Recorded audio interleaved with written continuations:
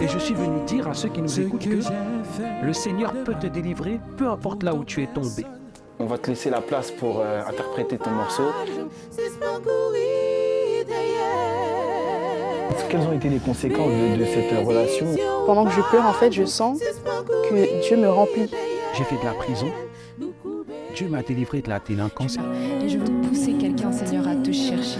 Le suicide veut m'attirer, c'est à ce moment-là. Je me suis souvenue de sa promesse pour moi et sa promesse pour ma famille. Et j'ai dit, Seigneur, non, je ne peux pas rester comme ça, c'est impossible. Il faut faire un choix. C'est soit je suis plus de ce monde, soit on marche ensemble. Bonjour à tous, bienvenue dans cette nouvelle émission, un témoignage, un chant, une prière.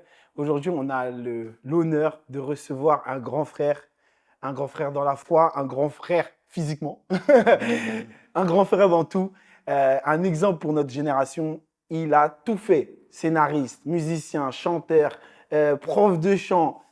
En tout cas, bienvenue Chad MC. Merci beaucoup. On est vraiment heureux de te recevoir aujourd'hui parce que tu restes quand même quelqu'un qui nous a marqué, qui a marqué notre génération à travers ton engouement, à travers tous tes projets que tu as pu faire. Et vraiment, on est honoré, enchanté, tous les superlatifs de pouvoir te recevoir aujourd'hui. Donc, pour ceux qui ne te connaissent pas, je te laisse te présenter un peu. Donc, Chad MC dit… Chad MC, alors le nom d'artiste, on va dire, de scène. Après, Moïse, mon nom de baptême. Et dans un premier temps, vraiment très content et honoré aussi d'être là. Merci pour tous les superlatifs. Je les reçois, je rends la gloire à Dieu, je les reçois parce que du coup, ça découle de l'onction qu'il a mis et ça veut dire que du coup, je fais son boulot et franchement, c'est une grâce, une très grande grâce. Et voilà, alors pour me présenter, effectivement, tu l'as bien dit, auteur, compositeur, interprète, j'ai de multiples casquettes et ça va toujours dans le même sens, c'est vraiment de rendre gloire à Dieu. Dieu nous a donné des talents au pluriel et je m'efforce de les mettre en avant. Donc voilà, ceux qui ne me connaissent pas, vous pourrez me voir sur plusieurs casquettes, c'est normal, donc n'hésitez pas, il y a de quoi me découvrir en tout cas. Sans plus tarder, on va passer à l'objet même de cette émission, c'est de parler de ton témoignage. Dans la culture haïtienne, on dit souvent est-ce que Dieu n'a rien fait pour toi? Les parents, ils disaient ça souvent à l'époque. Pourquoi tu pries pas? Et donc, aujourd'hui, qu'est-ce que Dieu a fait pour toi? Alors, déjà, il a fait énormément de choses. J'ai la quarantaine passée, donc si vraiment je devais énumérer, je n'aurais pas la capacité parce qu'il a fait vraiment beaucoup de choses. Il a fait tant de choses. Maintenant, c'est vrai que j'aimerais, dans toute cette vie, extraire en tout cas un moment en particulier dans ma vie. Alors, et c'est quelque chose qui est très peu relaté, très peu relayé comme problématique. Et je vais parler donc de la fausse couche en fait. Alors, ce témoignage intervient donc après mon mariage, donc 2 ans à peu près après le mariage. Donc, on se décide avec mon épouse de vouloir accueillir un enfant. Tu vois. Et d'ailleurs, c'est à ce moment-là que aussi, pendant longtemps, je pensais que c'était nos enfants, mais en fait, compte, j'ai bien compris que c'est les enfants que Dieu nous confie et que c'est vraiment une très grosse différence. Mais ça, peut-être qu'on y reviendra dans le témoignage. Et donc, du coup, on va voilà, on se met au travail. On comprend. Et voilà, on se met au travail. Et ce qui se passe, c'est qu'on voit que ça ne prend pas et on va donc voir le médecin, assez naturellement. Les médecins nous disent que, écoutez, voilà, vous allez avoir de grandes difficultés enfin, il dit ça à ma femme, vous allez avoir de grandes difficultés pour tomber enceinte. Et donc, voilà, ça va être très, très pénible. Donc, premier coup dur, on est novice, enfin, on est tout nouveau dans le mariage, on se dit que voilà, on vit la vie de couple, que ça se passe très bien et qu'on a envie, on a envie d'accueillir un enfant et parce que ça fait partie de l'avancement, comme j'aime à dire. Et voilà, que les médecins te disent du jour au lendemain, finalement, ça ne va pas être si simple que ça, alors que tu vois autour de toi que, voilà, que les gens font des bébés tout le temps. Tu te dis, pourquoi pas moi, en fait? Sûr. Donc, du coup, donc voilà, le médecin nous dit que ça va être galère. On se dit, OK, on va rester en prière, voilà, on va rester en prière, focus sur la prière et continuer à faire ce qu'on a à faire. Il nous avait donné quelques préconisations qu'on a suivies et par la grâce de Dieu, donc mon épouse tombe enceinte, donc on est content. On est très content et je me souviens qu'à l'époque, et ça c'est un détail très important, On était du côté de Créteil. Mhm. Faut savoir que moi, j'ai grandi dans le 93. Je suis un enfant du 93, vraiment, même si aujourd'hui, j'ai déménagé encore. Mais voilà, j'ai fait plus de 20 ans de ma vie, même 27 ans, je crois, dans le 93. Ok. Voilà, et donc, et puis, c'est un détail important, c'est pour ça que j'insiste dessus. Donc, on était à Créteil et on était dans des conditions qui n'étaient pas top. Et je me souviens, et j'aimerais vraiment inviter tout à chacun à prendre en considération les prières que nous faisons. D'accord? Et j'avais dit, franchement, Seigneur, j'aimerais pas accueillir un enfant dans ces conditions-là. Ok, Parce ok. qu'on était en beau milieu de la cité, j'ai rien contre la cité, hein, j'ai grandi en cité, mais là où j'étais, j'aimais pas. Mhm. J'aimais pas, je voulais pas, je me suis toujours dit, je vais pas accueillir un enfant dans des conditions comme ça. Et bref. Donc voilà, on est, comme je dis, là où on est. Dieu permet que justement on puisse, voilà, que la grossesse se passe. Les premiers mois clés se passent bien, il n'y a pas de souci. Le bébé grandit, tout se passe bien. Puis un jour, je suis au travail et il y a mon épouse qui m'appelle et qui me dit écoute, chérie, je viens de perdre les os. Sauf que c'était absolument pas le moment. On Mhm. n'était pas du tout dans la période pour. On n'était pas dans la période pour. Et elle me dit ouais, j'ai perdu les os. Et donc, qu'est-ce que je fais? Ben, je dis bah, écoute, va à l'hôpital. Essaie de trouver quelqu'un pour t'amener pour aller à l'hôpital. Et d'ailleurs, ce témoignage me permet Rebondir. de rebondir et de remercier Boom, que tout le monde connaît. Boom, c'est un ami de la famille. Et c'est lui, parce que moi j'étais bloqué au niveau du boulot, c'est lui qui a ramené mon épouse à l'hôpital à ce moment-là. Donc je le remercie encore pour cela. Je n'oublierai jamais. Et donc du coup, moi j'arrive un petit peu plus tard à l'hôpital. Donc voilà, ma femme est effectivement je vais dire dans le bloc. Donc on nous explique que le bébé, s'il arrive maintenant, est beaucoup trop prématuré. Ok. Et donc ils se sont dit, bon voilà, on va essayer de mettre des produits pour éviter que le bébé ne sorte trop. Et en fait, pour dire au niveau du timing, le bébé était trop prématuré et on était à 2 jours près qu'il soit, on va dire, médicalement Viable. viable en fait. Il Mhm. restait que 2 jours. Donc du coup, ce qui se passe, c'est que ben, bébé sort. Bébé sort. Et en fait, moi, je me souviens que pendant le moment où justement on est en attente, j'avais ce chant de Patrick Bonhomme qui dit, il l'a fait pour moi. Ouais, ouais, Et c'est vrai que là aussi, j'ai dit, Seigneur, voilà, je veux croire que ce chant est réel. Et si tu l'as fait pour mon frère, bah, fais-le aussi pour moi, en ouais. fait. Sauf, Mhm. c'était une fille. Sauve ma fille, en fait. Sauve Mhm. ma fille. Et in fine, le bébé sort. euh, ne respire pas. Donc, du coup, voilà, ils font pas. Pas de massage, rien. Ils font rien du tout. En plus, le problème, c'est qu'il faut savoir aussi qu'il y a des hôpitaux qui sont spécialisés pour ça, pour la réanimation des enfants et autres. En fait, on n'était pas dans un hôpital qui était conditionné pour. Ok, ok. Donc, limite, ils l'ont laissé. Enfin, ils Ouais. l'ont laissé, entre guillemets, parce que ça reste quand même la volonté de Dieu, quoi qu'il arrive. Mhm. Donc, du coup, voilà, on nous montre quand même le bébé pour pas qu'on ait de traumatisme particulier. Et effectivement, elle était toute belle, il n'y a pas de souci, mais malheureusement, pas sans vie. Sans vie. Donc, moment très difficile, premier accouchement, tu perds l'enfant. Mhm. T'as Énormément de prié. questions. On a prié, T'as on a prié prié, on a pour. prié, on a prié pour que l'enfant soit sauvé. Et puis finalement, tu vois qu'il ne l'est pas. Mhm. Donc, pas simple, pas simple. Et je me souviens aussi qu'à l'époque, avec mon meilleur ami, nos femmes étaient enceintes au même moment. Ah, ok, Donc, ok. eux, ils ont été à terme, Mhm. pas nous. Ouais. Euh, Après, il y a le regard des gens qu'il faut affronter. Tout le monde sait que madame est enceinte, que vous attendez un bébé. Du jour au lendemain, on vous voit, elle Et n'est plus enceinte, il n'y a on pas de attend. bébé. Oui, oui, Et oui. donc là, tu as un petit peu de tristesse, Oui. beaucoup d'interrogations, tu as beaucoup de choses. Et c'est vrai Malaise. que, voilà, il y a un malaise. Et c'est vrai que euh, c'était vraiment très tendu, très, très tendu à cette période-là et vraiment très pesant. Mhm. Ma femme, inconsolable. C'est Inconsolable. sûr. On priait là-dessus, mais inconsolable. Et on réalise pas, mais déjà, pour les femmes, c'est dur. Pour nous, les hommes, c'est vraiment dur aussi, en fait. Parce que Mhm. souvent, on se dit, ouais, mais c'est la femme qui a accouché, mais en fait, compte, moi, je devais la soutenir. Ouais. euh, Pendant que toi avec... aussi, t'étais Et triste. pendant que moi aussi, j'étais, oui, oui, triste. Enfin, oui, T'étais. ça faisait super mal, en fait. Mhm. Enfin, et comme je dis, il y a beaucoup d'interrogations, beaucoup de questions.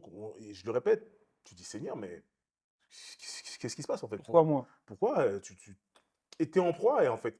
Et, et malgré tout, tu te dis que il ne fait aucune chose qui soit mauvaise pour toi, en fait. Donc tu te dis, mais Seigneur, comment moi je suis censé trouver le bien dans le fait que tu aies repris ton enfant, en fait. Mhm. Et ça aussi, ça m'a permis aussi, ce passage de ma vie m'a permis aussi de comprendre le chant qui dit, tu donnes et tu reprends.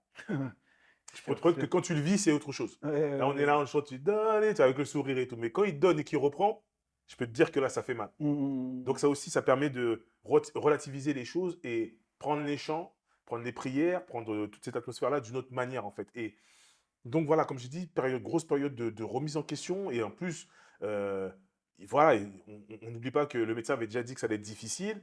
Et la fois où on le fait, finalement, c'est ouais. fausse couche et c'est tendu. Et à l'époque, comme j'ai dit, alors aujourd'hui, je ne crois pas que ce soit mieux, mais c'est quelque chose, il faut vraiment qu'on puisse comprendre que déjà les fausses couches, il y en a beaucoup plus qu'on ne le pense.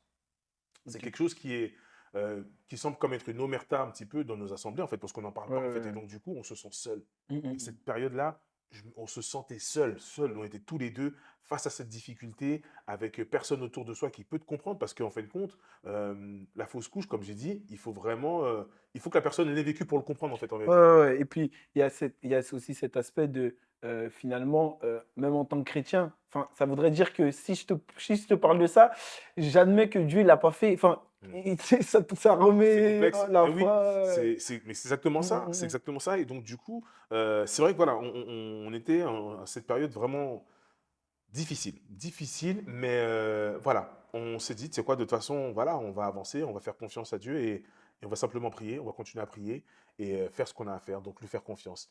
Et quelques temps après, Dieu a permis que mon épouse puisse retomber enceinte. Mm, Donc déjà, premier miracle, parce que les médecins avaient dit que ça allait être difficile, alors que finalement, ça s'est bien passé. En fait, on a mm, réussi à tomber enceinte.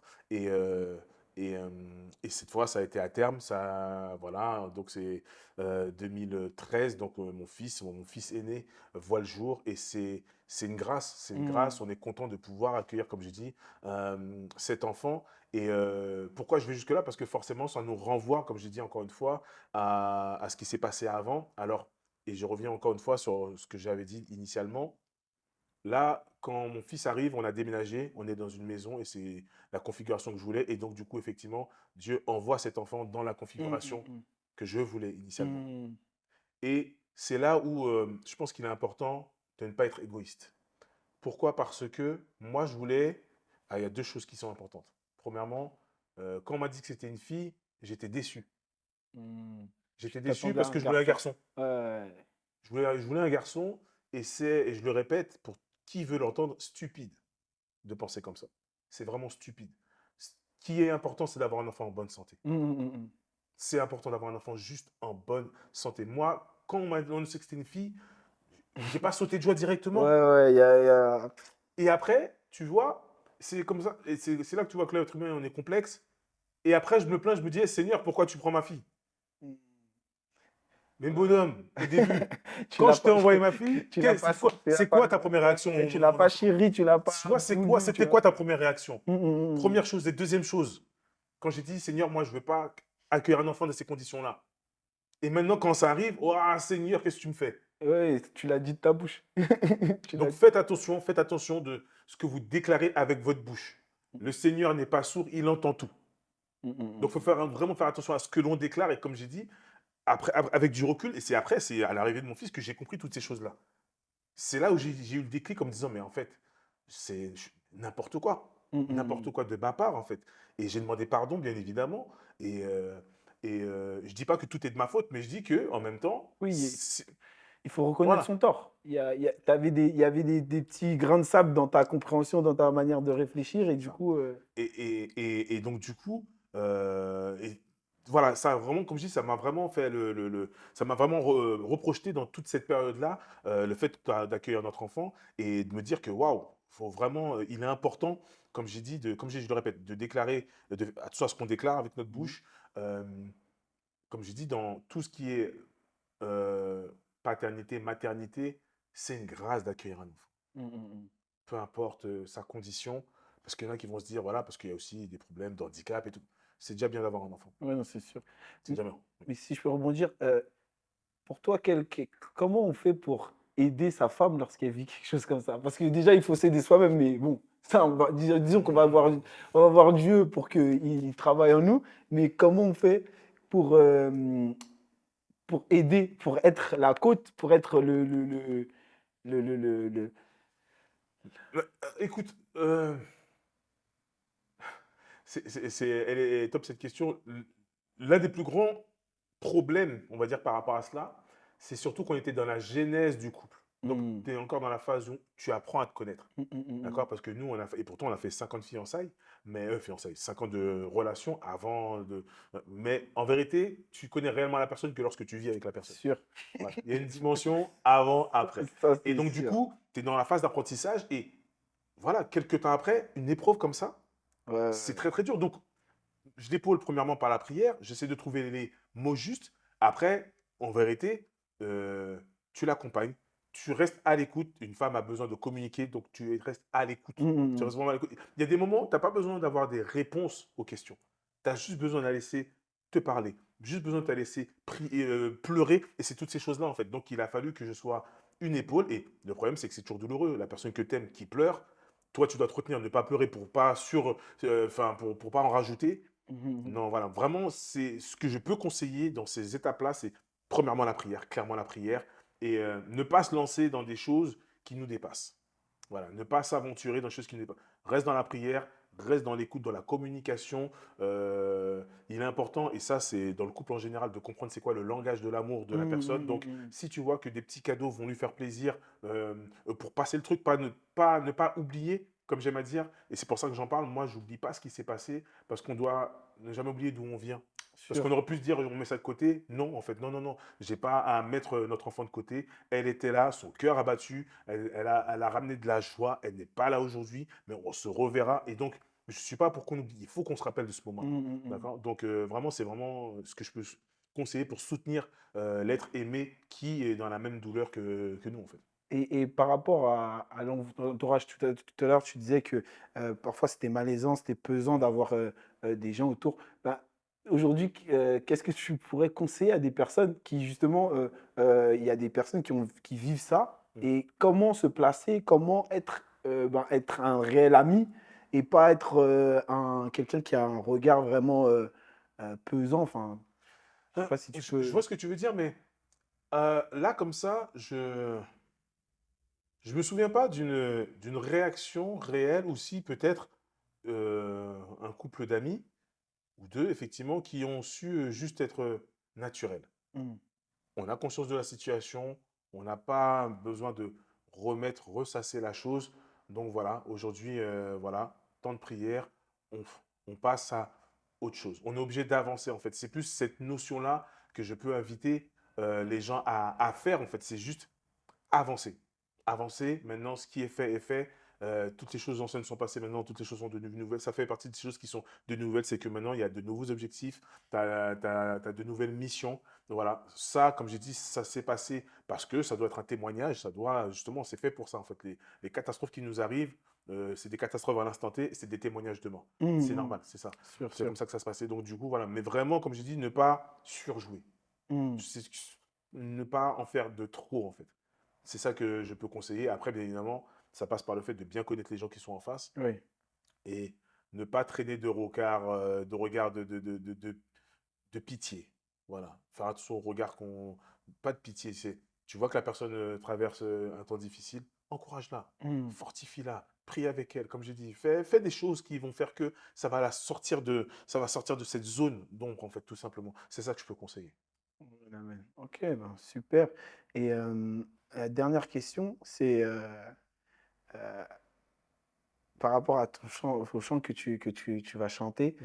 euh, Quand tu regardes tes enfants aujourd'hui, est-ce que tu réalises, enfin, parce que moi personnellement, le soir quand je rentre et que je les vois dans le lit, il y a quelque chose une joie, quelque chose de.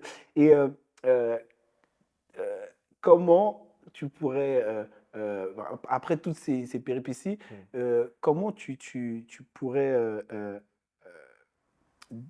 quel conseil tu pourrais donner à quelqu'un qui parfois vit des choses compliquées avec ses enfants, Mm. et en fait pour toujours dire non, enfin, je sais pas si tu vois ce que je veux dire. Ah, je vois parfaitement. Et déjà, alors, forcément, de mon statut, quand on a perdu un, tu chéris forcément ce que tu as aujourd'hui. Tu Mm, comprends mieux parce que, voilà. Et j'ai une pensée d'ailleurs à toutes les personnes qui sont passées par là, toutes les personnes qui perdent un enfant. Je ne l'ai pas dit, et ça, c'est une phrase clé aussi. Et ça, c'est déterminant. Quand les médecins te disent est-ce que vous voulez enterrer votre enfant? Ah ouais. C'est la phrase la plus terrible que j'ai entendue de toute ma vie. Mm. Et aujourd'hui, voilà, ça me permet vraiment d'avoir un recul et de me dire, effectivement, là, mes enfants, ils sont là, ils ont la santé, comme j'aime à dire, ils font des bêtises, donc ça va. Mm. C'est qu'ils sont bien, c'est qu'ils sont bien. Et un enfant, c'est une grâce et c'est une responsabilité. C'est une responsabilité que Dieu nous donne de se dire, occupez-vous de mes enfants. C'est pour ça que moi, je suis très précautionneux dans la manière dont on élève les enfants, dans tout ce qu'on va faire, parce que du coup, au bout d'un moment, on va rendre des comptes par rapport à cela. Et je fais très attention à ça. Et vraiment, je le répète, c'est une grâce. Et ma dimension en tant qu'homme a changé le jour où je suis devenu papa. J'ai compris une chose importante en tant que parent, c'est euh, j'aime le dire à chaque fois, je suis devenu un autre chrétien. Parce que j'ai compris euh, ce que Dieu nous doit en tant que père. Ok. Son fonctionnement en tant que père, en fait. Mm, mm, Et mm. tant que t'es pas papa, tu le sais pas. C'est-à-dire qu'en fin de compte, moi, j'aime regarder mes enfants et me dire, oui, la parole qui te dit, oui, ils se disent pas, il faut pas se dire de quoi sont-nous vêtus. Oui. Un enfant, à aucun moment, il se pose cette question, en fait. Il est là et il sait que ça va se passer. Il Ouais. sait que tôt ou tard, maman ou papa, on va faire le boulot, en fait. Ouais, Et c'est génial, en fait. Je te promets que moi, ça a changé toute ma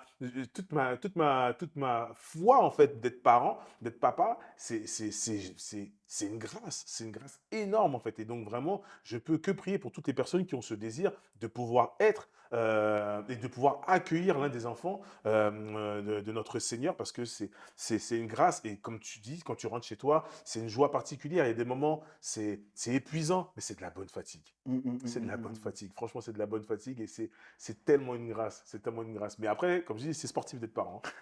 Parent, Ah, mais ça. les enfants, ça vous rend, entre guillemets, bipolaire, hein, parce que tu as, la fameuse phase où l'enfant, par exemple, bah, il marche pas. Tu te dis, bah, ce serait peut-être temps qu'il marche, hein. Puis quand il marche, il casse tout. Bon, c'était mieux quand il marchait pas, hein. Et après, plus ça grandit et c'est vrai que du coup, C'est un peu on ça. n'est pas stable. Les parents, on n'est pas stable. Donc vraiment là-dessus, mais c'est une grâce. Franchement, je peux que, comme je dis encore une fois, encourager à garder patience, parce qu'il y a des moments, comme tu dis, tu as des gens qui passent par des difficultés, mais restez en prière. Restez en prière, même dans la difficulté, parce qu'il y a des enfants qui sont plus durs que d'autres. Il faut rester en prière, il faut rester calme. Et Dieu va faire, Dieu va agir en conséquence aussi. Mais je le répète encore une fois, les enfants sont une bénédiction. Amen, amen, amen. Ben, franchement, merci. Merci Merci pour ce beaucoup. témoignage-là. Merci beaucoup. Ben, j'espère que ça va bénir des personnes, ça va réconforter des personnes. Juste une petite parenthèse, tu disais que c'était une omerta. Et c'est vrai que c'est une omerta, mais Dieu a fait grâce que aujourd'hui, de plus en plus de personnes soient formées aux soins pastoraux ou à la relation d'aide. Donc, toutes les personnes qui vivent des moments difficiles, des situations vraiment compliquées où finalement on veut avancer dans la prière, mais on a besoin de comprendre certaines choses aussi, un fonctionnement psychologique. Enfin, il y a des gens qui peuvent vous aider, il y a des associations chrétiennes qui peuvent vous aider à avancer dans ce questionnement en parallèle la prière et la foi. Donc n'hésitez pas, comme ça, il y en a une qui me vient, ça s'appelle le BAC, B-A-C. C'est des chrétiens, c'est pour la relation d'aide, pour les problèmes de couple, pour les fausses couches, pour tout ça, ils peuvent vous aider. Donc Dieu a pourvu, Amen. et C'est vrai. donc n'hésitez pas à faire appel à tout ça. Des professionnels. Voilà. Et donc, juste pour terminer, je sais que tu as un album qui est sorti donc sur les réseaux. Sur les réseaux, on te trouve sur Sur toutes les plateformes de téléchargement légal, iTunes Store, Deezer, Spotify, enfin tout, en fait YouTube aussi. Donc oui, Mhm. j'ai un album qui s'appelle Terre ou Ciel. Pareil, je vous invite à écouter, hein, il y a pas mal de thématiques qui sont traitées. Et quand on parle d'Omerta, justement, dans l'un des morceaux, il y a, je vais pas changer de sujet, mais sur l'un des morceaux, il y a aussi le morceau que je vais faire tout à l'heure. Et un autre morceau qui va traiter donc aussi du divorce chez les chrétiens, parce qu'on n'en parle pas aussi, assez. C'est un énorme fléau. Et donc voilà, il y a différentes thématiques et voilà, avec des featuring que je vous invite à écouter. Donc voilà, c'est Terre ou Ciel, Chad MC, c'est partout, vous pouvez écouter. Donc voilà. Ok. Et une dernière question pour tous ceux qui te connaissent, pour tous ceux qui ont grandi avec toi. Elle est où la série Church? Church! Alors, Alors, je le dis en exclusivité, voilà. Là, on est en train de, on est en train de réfléchir à faire un reboot. Donc, dans très peu de temps, Oh. dans l'année 2024, voire 2025, il y aura des choses qui vont se faire. On m'a présenté un projet qui tenait la route. C'est vrai que j'ai beaucoup hésité parce que je voulais pas faire n'importe quoi, n'importe comment et Mhm. faire pour faire. Mais vraiment, déjà, merci. Et c'est bien que tu dis ça. Merci pour tout le soutien. On reçoit énormément de soutien Mhm. par rapport à cela. Ça fait 10 ans que la série est sortie. Il y a un même soutien indéflectible. Franchement, soyez bénis. Vous savez même pas comment ça nous encourage et que ça nous démontre qu'effectivement, ben, il s'est passé quelque chose. On a réussi à faire quelque chose par la grâce de Dieu. Franchement, c'est top. Et là, normalement, si Dieu veut, on va remettre le couvert. Donc, priez, priez. Je demande la Amen. prière. Je demande pas de sous pour l'instant. Pour Pour l'instant, l'instant. mais Pour vraiment à la l'instant. prière déjà, vraiment à la prière, vraiment. Et voilà, il y a des choses qui vont se faire et on est parti pour bénir les gens encore une Et fois. pour ceux qui connaissent pas, si tu peux juste remettre le church. Ah, Church la série, alors vous pouvez taper Church la série sur Internet, vous trouverez, normalement il y a le site qui est encore actif. Church, c'est une série qui est sortie il y a une dizaine d'années et En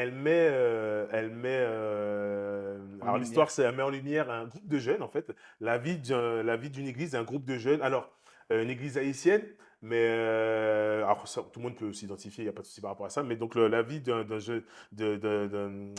jeunesse dans une église et toutes les différentes péripéties. Et je vous laisse découvrir vraiment, c'est vraiment quelque chose de distrayant. Sur des distrayants et qui nous montre comment on peut être, entre guillemets, se divertir et apprendre. C'est ça. Et tout ça dans un contexte Oui, où on est à l'aise, c'est entre ça. guillemets. C'est ça. C'est ça. Donc, merci. On va pas Merci. continuer plus parce que c'est pas le but de la vidéo. Mais en tout cas, merci. Merci pour ce Merci. témoignage.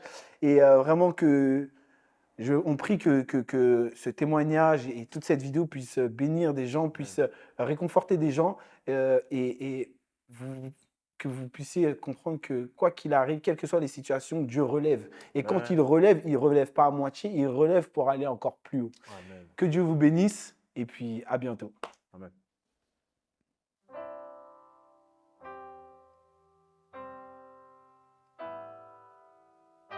Alléluia. Il agira bien au-delà de ce que tu vis, de ce que tu vois. Il agira bien au-delà de ce que tu vois. Il agira bien au-delà de ce que tu vis, de ce que tu vois. Oui, il agira bien au-delà de ce que tu vois, de ce que tu vois.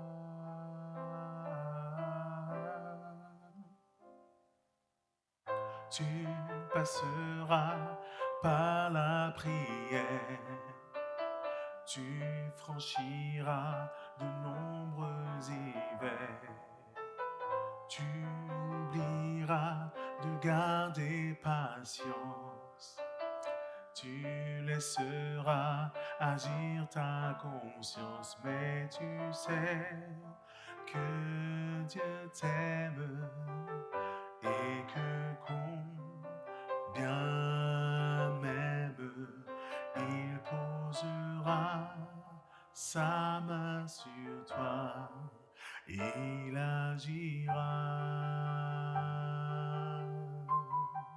Oui, il agira bien au-delà de ce que tu vis, de ce que tu vois.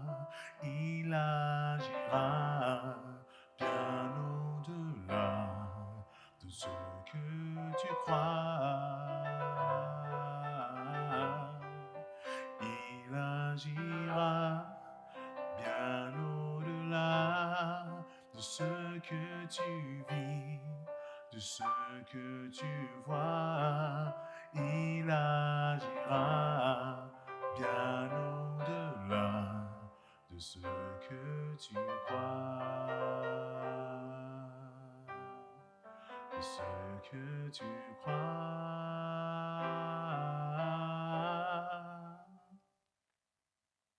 tu te poseras de nombreuses questions. Tu douteras de cette relation. Tu diras, m'as-tu oublié? Tant d'épreuves te feront douter. Tu passeras par la maladie. Tu croiseras la mort aussi. Tu crieras au ciel, pourquoi moi?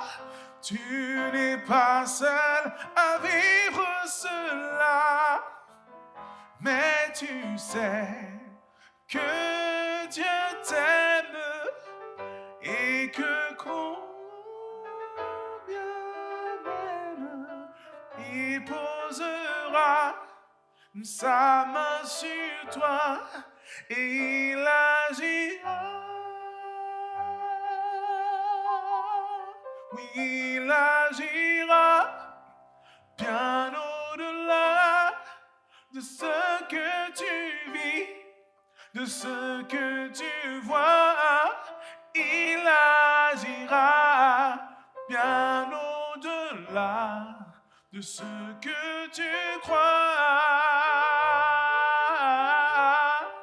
Oui, il agira bien au-delà de ce que tu vis, de ce que tu crois. Oui, il agira bien au-delà de ce que tu crois.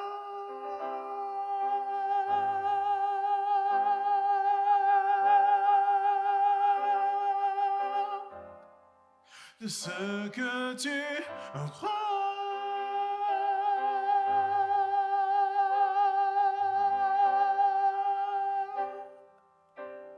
Simplement, en cet instant précis, crois qu'il agit dans ta vie. Crois qu'il a déjà fait et qu'il fera encore dans ta vie. Mon frère, ma sœur, ne perds pas espoir. Garde courage fermement. Alléluia. Un miracle va s'opérer simplement si tu crois.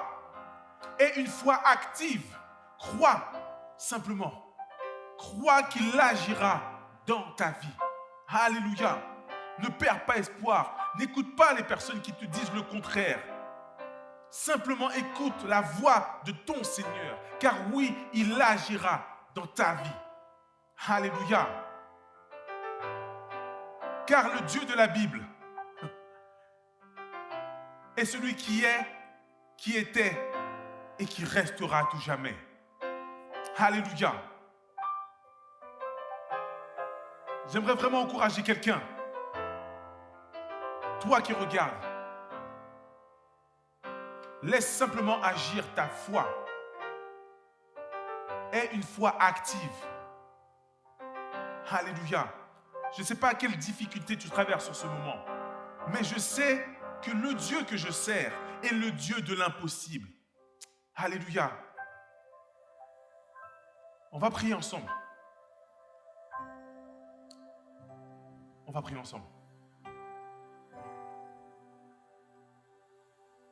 Conditionne-toi. Je le répète encore une fois. Vois l'épreuve qui est devant toi. Et peu importe sa taille, sache que le Dieu que nous servons est bien plus grand. Père 3 fois Saint, je te remercie encore une fois pour ce moment. Merci encore une fois pour ton amour, ta grâce et ta miséricorde. Merci encore une fois pour le désespoir qui est là. Car sans cela, Seigneur, nous ne pourrions pas prendre conscience que tu es maître des circonstances et des situations et que tu changes les situations. Alors encore une fois, merci pour les épreuves. Car tu dis dans ta parole que tu ne donnes aucune charge trop lourde à porter. Et nous savons que ce que nous avons comme épreuve est l'égal de notre foi. Alors encore une fois, en cet instant bien précis, Seigneur, j'aimerais que tu puisses consoler le triste, renforcer le faible Que chacun et chacune puisse prendre conscience que tu es le Dieu des miracles, le Dieu de l'impossible, Seigneur. Que tu agis encore en nos temps, en notre temps. Alors encore une fois, merci Seigneur. Merci Seigneur. Merci Seigneur. En cet instant, permets Seigneur que nous puissions avoir cette soif d'aller vers toi, cette soif d'aller chercher notre miracle, comme la femme perte de sang a été chercher son miracle. Elle a eu une foi active et non passive, Seigneur. Combien de personnes l'ont calomnié? Combien de personnes l'ont condamné? Combien de personnes l'ont dit ce n'est pas possible? Et ce qu'elle a fait, elle a simplement entendu parler de toi. Ton nom qui murmurait dans les rues, elle a dit, ok, c'est ça, c'est maintenant, c'est mon miracle. Et pendant que la foule était autour de toi, elle n'a pas regardé les personnes qui étaient devant elle. Elle les a écartées jusqu'à toucher le pan de ta robe. Alors permets-nous de venir écarter toutes ces choses qui nous empêcheraient de venir toucher le pan de ta robe.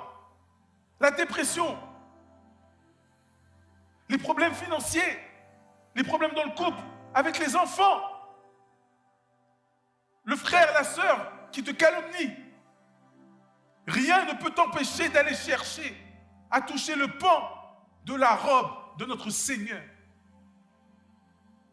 Va chercher ton miracle. Va simplement chercher ton miracle. Fais agir ta foi. Alléluia. Oui, il agira. Bien au-delà de ce que tu vis, de ce que tu vois, oui, il agira.